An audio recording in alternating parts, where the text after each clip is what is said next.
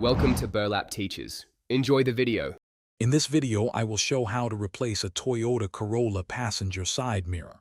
First, let's gather our tools. You'll need a flathead screwdriver, a Phillips head screwdriver, a small socket wrench set, and a trim removal tool. Having these items ready will make the process smooth and efficient. Make sure your new mirror is also on hand.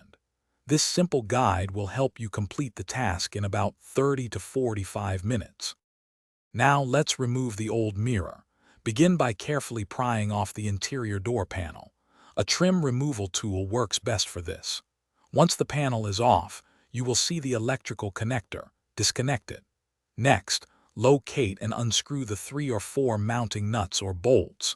With these removed, the old mirror assembly should easily pull away from the door. Take your time to avoid damaging any components. With the old mirror removed, it's time to install your new one. Carefully position the new mirror assembly onto the door, ensuring the mounting studs align perfectly with the holes. Secure it firmly using the 3 or 4 mounting nuts or bolts you removed earlier. Don't forget to reconnect the electrical connector to power the mirror's functions. Give it a quick test to ensure everything works correctly, including any heating elements. Finally, let's reassemble the door panel. Carefully align all the clips and push the panel back into place until it snaps securely.